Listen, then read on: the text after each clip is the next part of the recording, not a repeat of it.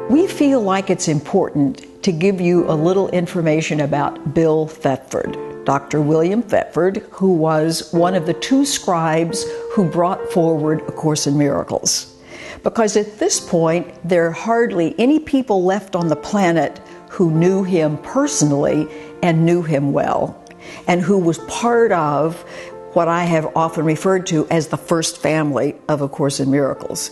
And having been greatly blessed to be involved with all of that, it seems like I should take this opportunity to tell you a little bit more about him. Not the entire backstory. You can read my book, Never Forget to Laugh, to find all of it. And some people don't care about a backstory, and they don't care about scribes, and that makes all the sense in the world. In other words, you don't need to know anything about that in order to derive great practice from practicing the Course. But there are people, both new people and seasoned practitioners of the Course, who find the Course even more meaningful when they know the credentials and the story of those who brought it forward. And Bill's story is amazing. What most people don't realize is that in his own right, completely unrelated to A Course in Miracles, he was a very famous psychologist. He often showed up in the appropriate sections of the New York Times. For those who are unfamiliar, he worked in a number of places, but ended up at Columbia University, taking on an enormous task when he was very young. He was 34 years old. He was recruited by the head of the psychology department there, and although he didn't really want to go, he was very happy where he was at Cornell doing his research there. But it was not prudent to ignore the request of the head of the psychiatric department at Columbia, so he thought, well, this will handle it. He said, well, he would consider their request if they would make him an associate professor, knowing perfectly well you don't tell the medical school how to raise people up through the ranks, and that would end it. That he would have answered and that would be it. Well, they said, yes, we'll make you an associate professor, and here's some more perks as well. So it's like, well, so there he was at Columbia, head of all the medical psychology at Presbyterian Hospital, which is the teaching adjunct to Columbia. He also had great responsibilities at the New York Psychiatric Institute. So he's got this massive job and his title, and thinking, what have I gotten myself into? And yet, all of his previous life had been leading him to this point. Because not long after he was employed, there was a certain specialty which was called for a grant that he was working on, and the person who ended up taking that position was Helen. And they worked together for a number of years, had a lot of difficulty with one another, had a lot of difficulty with just the power plays and the power struggles at Columbia. And so we fast forward to June of 1965. So we are now in the 50th anniversary year of the Course's first coming forward. And they were off to a meeting which they didn't want to go to.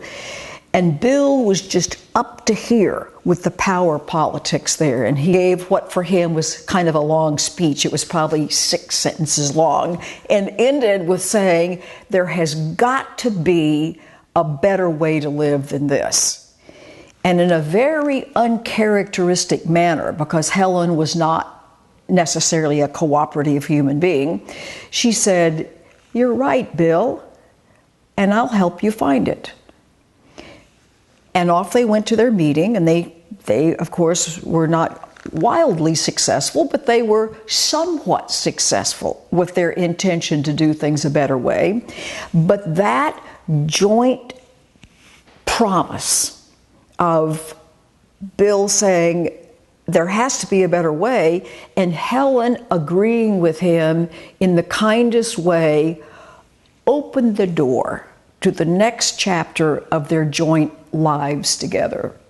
That summer of 1965, she began to have a lot of kind of strange dreams and visions. She was quite psychic, although she didn't like to use that word. She began to hear a kind of a voice, and in October of 1965, one evening at home after dinner, she heard this inner voice that said, "Please take notes. This is A Course in Miracles." And it totally freaked her out. So she called Bill and said, "This voice just told me to take notes. What shall I do?" And he said, "Take notes and bring it in to me tomorrow.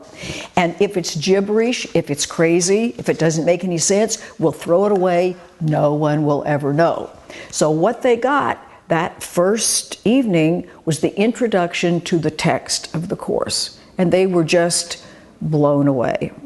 That continued for years and years. For those who know, and for those who don't know, it ended up being a text, a workbook for students, a manual for teachers, a couple of little pamphlets that came after that. And an incredible work. Philosophers and psychologists alike consider it one of the most important spiritual documents of the millennium. It's not a religious work. It's a transpersonal psychology. It's a spiritual psychology. It's a path that we all need to travel because it has to do with our own spiritual nature. So the entire rest of the backstory is fascinating, and I would urge you to find out more about it. But I want to tell you a little bit more about Bill's characteristics and to assure you, in case you don't already know, that this was not Helen's work and Bill was just the typist. There are a lot of people who think she was primary and he played some underling, unimportant role. Nothing could possibly be further from the truth. They were equal parents, energetically, of this amazing work, and not a chance in the world without Bill this would ever have come to pass. So it went through its history. Other people entered into the picture. It was published. Bill, who was Helen's boss, although 14 years her junior, was able to keep her employed long enough to wrap up the loose ends of the publication of the first 5,000 copies of the Course. And then it was time for him to leave. So he ended up taking sabbaticals, leave of absences, and the university finally said, "Make up your mind, you're going to be a professor here or not." And it was like, gulp, nope. And he took early retirement. He and Judy Scutch, now Judy Scutch Whitson, who was the first publisher of the Course, and off they go to California. Wow, what a different lifestyle than the very elegant, sophisticated lifestyle that he was used to in New York. It was just a huge shift. I met Bill on his last trip as he traveled across the country to see, are we really moving? Are we really doing this? And that was in the spring of 1978. Later in that year, he invited me to come out. We became very close friends. I traveled regularly to California. He came to stay with me and my family. Although he was very, very, very private about it. He was a gay man, so my husband was not alarmed by our very close friendship. We had a chance to know each other very well. And hearing some of the stories about the Course from Bill was such a treat. He was a very, very private man. I had no idea when he invited me to come out in the first place that this represented a total break from anything he'd ever done before. It was completely unlike him, very like the way I had grown up, not at all like him. I didn't know that at the time. Only later could I appreciate what an astounding offer this was. And I'm still grateful beyond measure to this day for all the time that we had a chance to spend together. And so he was very much an introvert. He was very elegant. He was a handsome man, very sophisticated, very well-read, very well-spoken, amazing lover of music, everything from Broadway musicals to opera, well-versed in all of those fields. And there was something about Bill's presence, even before he came to the enlightened state, which he did at the end of his life. But there was something about his healing presence. It's not what he said, it's not what he did, it's not what he espoused. His presence allowed people to feel okay, sometimes for the first times in their lives. It's as if being around Bill was like being around a warm fire that comforted and protected you. So, as I say, it's not what he said or did, it's what he was. It was his energy field that allowed this to happen. He was a very humble man. He was always giving everybody else credit for things that actually he was responsible for, but credit was not what he was interested in. When he took his early retirement and spent his last 10 years in California, people would say, "Bill, now that you're retired, what are you going to do?" And he would say, "Practice forgiveness." And they go, roll their eyes like, well, what does that mean? And occasionally they would ask, like, what does that mean? He was very clear. There was nothing in life more important than doing the work that the Course asks us to do, which is become acquainted with those beliefs, the programming, the conditioning. That's what the Course is for, is to drive all that up so we can take a look at it and say, do I want to keep this programming and conditioning? Am I ready to let it go?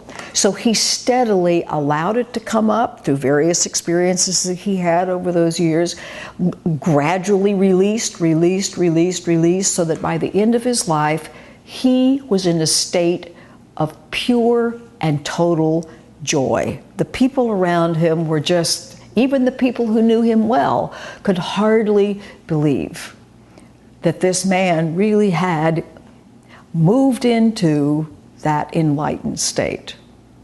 So not only was his presence amazingly healing, not only was he brilliant and sophisticated, he was a very, very funny guy. He could be utterly hilarious. And being around that was just a joy. He had this presence about him. A lot of people actually got healed, which was a tremendous embarrassment to him. You know, people would just show up and talk to him and get healed, and he just wouldn't know what to do about that. So often he would leave.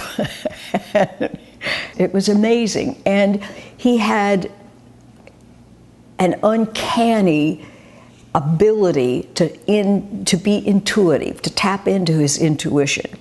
He was wonderful. If people would ask him something that he didn't want to do, he was so able to say no without making them wrong for asking. But he was very clear. If he got no, heaven and earth would not move him off his position, so just don't even bother to try. He was, we would probably call it psychic. And he combined his ability to be psychic often with his funny sense of humor with amazing results. Very early on in the Course, when the Course was first known to the public, some guy found out where he lived in Manhattan, came and knocked on his door and said, "I am a new student of A Course in Miracles, and the Holy Spirit told me that I was to find you and ask you for $10,000. And without skipping a beat, Bill said, "The Holy Spirit talked to me too and said that I should expect your coming and that I was not to give it to you." So he would not make people wrong, and but he always found the funny side of everything. That psychic ability, if you want to call it that, served him well. He constantly, and everybody who knew him knew he did this, he always got tickets to performances of anything he wanted to go to, whether they were sold out or not. He never bothered to check ahead. He never bothered to have season tickets for anything. If he decided he wanted to go to the opera, he would just go, and 100% of the time, somebody would walk up and hand him a ticket. There would suddenly be a ticket available where there wasn't supposed to be a ticket. He would look at his watch and he would say things like, "At 2:35 this afternoon, it will be time for me to go down to the ticket of the Opera House in New York." And he would go down and get tickets to a sold-out performance. at one point, when he was living in Southern California, he had 3 tickets to something like the Cirque du Soleil, some very fancy circus thing. And all of a sudden, there was a 4th person who was going to go. And they said, but you've only got 3 tickets, and there are 4 of us going. And he said, not to worry, the other ticket is there someplace. So they park the car, start to walk in the door. Up rides some strange person on a bicycle, hands Bill a ticket, and says, I think this is your ticket, and drives off. And he looks at the ticket, and it's very close to where the other 3 are. That happened all the time to him. It was legendary. So when you practice A Course in Miracles, which I hope you will, remember that the persons who brought it forward were amazing human beings. They had made a tremendous commitment as they realized before they were born, whatever that may mean to you, that they would do nothing to interfere with what was theirs to do in bringing this work forward. And sometimes Bill used to say, if you think reading and practicing this material is hard, you should have seen what it was like trying to get it forward. He often said, I think we should write a book called A Course in Miracles Follies because of all the strange stuff that happened. And to bring closure, I'm leaving out huge pieces, which you can read about later. Bill was at my house one time, early on, where the Course had only been out for 2 or 3 years, and my kids had gone off to school, and he and I were sitting in the kitchen having coffee, and he said, you know, I think we're supposed to do a project together. But we couldn't think what that project would be. It was so early in the Course history, nobody was writing books about it or anything like that. Hardly anybody knew about it, much less to know it well enough to write about it. So since he was very much an introvert, I was very much an extrovert, we couldn't quite think, what is this joint project supposed to be? So we just let it rest and said, well, somehow, someday, we'll do a joint project. Well, time passed. Bill passed away on the 4th of July, declared his independence in 1988. And not long after that, I thought, well, clearly, our joint project is going to have to be done with him on one side of the veil and me on the other. And sure enough, when I felt strongly guided to write his biography, Never Forget to Laugh, I very much had the sense of Bill being around and confirming, yes, indeed, this was our joint project. You have to know that it's amazing work, amazing people brought it forward, and I'm delighted to share that with you.